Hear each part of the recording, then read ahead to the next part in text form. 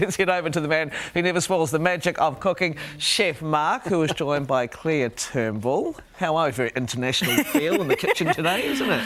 Yeah, 2 poms, not bad. I know, and a great recipe from this incredible book, Eat Well, Live Well, from Diabetes New Zealand.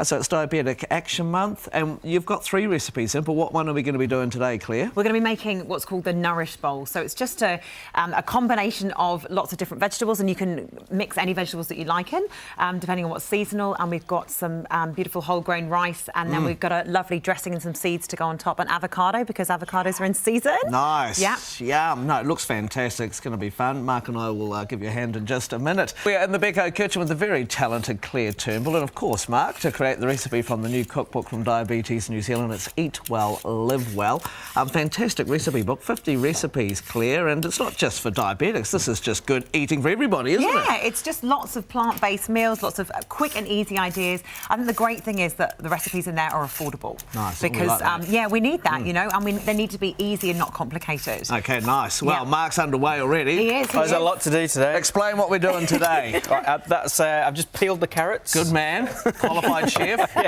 Here you go. Been busy in here. Yeah. And I suppose the good thing about this recipe as well is if you grow all these vegetables as well at home, you can just, you can adapt them and grow them at home, and you don't even have to go to the shop and buy them. There you go, save money. I'm just going to carry on chopping. OK, good work. Oh, God. You need to take it out. I'll do it.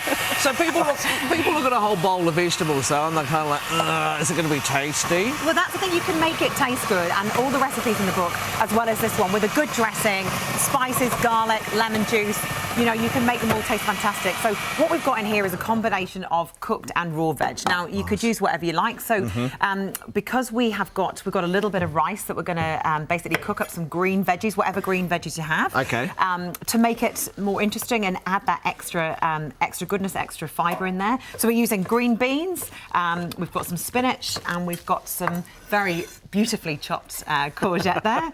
So we're going to cook those up, stir them through the rice, and then we're going to have our raw grated vegetables and a dressing. Well, the good thing with this is it's great for a dinner, but also makes a fantastic lunch, because one of the areas where people go wrong nutrition-wise is that they struggle to actually take themselves a good lunch to work, and it's really good to be able to make a dinner that you can repurpose and take the next day. Yeah, and the good thing is when you eat well, you spend your whole day full of beans. Speaking of which, you've got a... Yeah, I know. See what I did there, just kind of segued into it. I know, and I'm not even...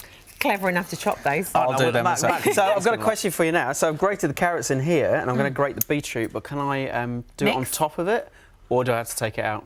I think we can be brave and mix it. Oh, there you go. Good work. The good thing with what we're doing here is using a food processor to cut the carrots and the beetroot is they don't bleed like they would when you hand grate them. So if you want to do bulk vegetable prep, you need to make sure that you do it in such a way that when you can put it back in the fridge and it's not going to go soggy. Yeah, true. Otherwise people just go, oh, I'm not touching it. It's probably still full of nutrition, but it just doesn't look good. Well, it doesn't look good, and it's not. You do all that effort and make all that, spend all that time, and then you can't eat it the next day. So by doing it this way, you can actually make sure you've got it the next day. Now this is getting a bit warm. Yes. So I'm just going to put a little bit of oil in there. Do I have to do some work too? Why did you get involved with Diabetes New Zealand? So I moved to New Zealand 14 years ago. My first job was working for Diabetes New Zealand as a dietitian. Oh, there you go. Yeah. OK, 15 years you've been doing, qualified nutritionist. Yeah, this might sizzle. Yeah. What have you learnt the most about the way food's changed in 15 years? I think that the main things that have come up, the message around sugar, we're much more aware of the impact of sugar on our bodies. The messaging around fat has changed. When I first qualified, it was, we're terrified of fat. Now it's really that we need to be mindful of the types of fat that we're eating. Right. And I think the other thing is in 15 years, diets come and go, trends come and go, and people need to be really mindful not to get caught up in the hype of diets. Right. Because to eat well, you need to... you've done that before. Doing everything he knows. It's one thing I can do in the kitchen well.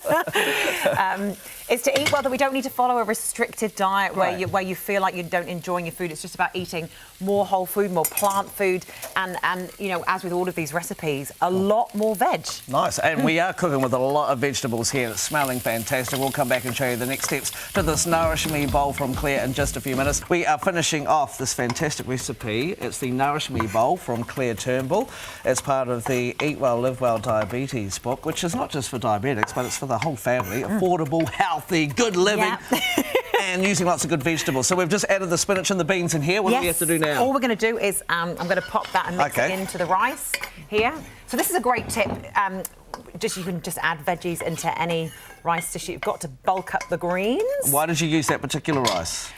So this is a brown rice and quinoa mix, and I like it because the brown rice is higher in fibre than the white rice. Okay. And the quinoa's got a good way to get a bit of extra protein in there. Good. I know. Nice. Yes. It's tasty too. Got that nice nutty flavour. So what we'll just do is pop some of that into our bowl. Smells good already. I know we're only halfway through.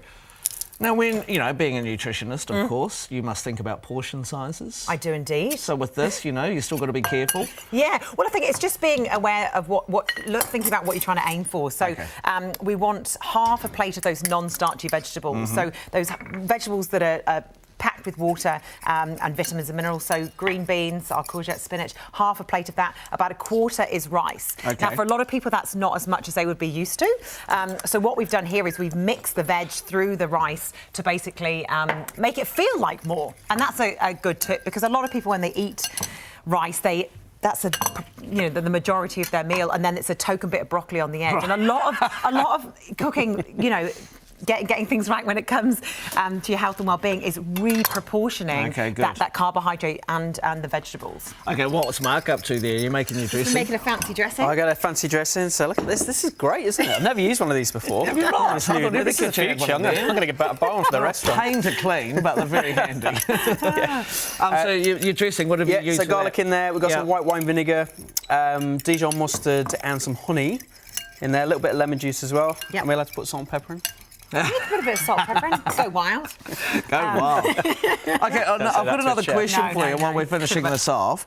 You know, what's the one message that we have failed to learn the most of over the last year? Is there a message that that you've learnt that has happened a lot more often than you'd like it to happen? Yeah, I think the thing is, with the rise of social media, it's great because ideas are getting shared and there's lots of good messaging around there, but there's lots of confusion and a lot of messaging around dieting that's not particularly helpful. You know, if people have a lot of the before and after photos, the sensational messages, people trying to sell you something off the back of their story, where really they're probably not qualified when it comes to their health and well-being. So my main message is just be careful where you get your information from, because you don't want to get sucked down that hole and basically make yourself not healthy by becoming too obsessive.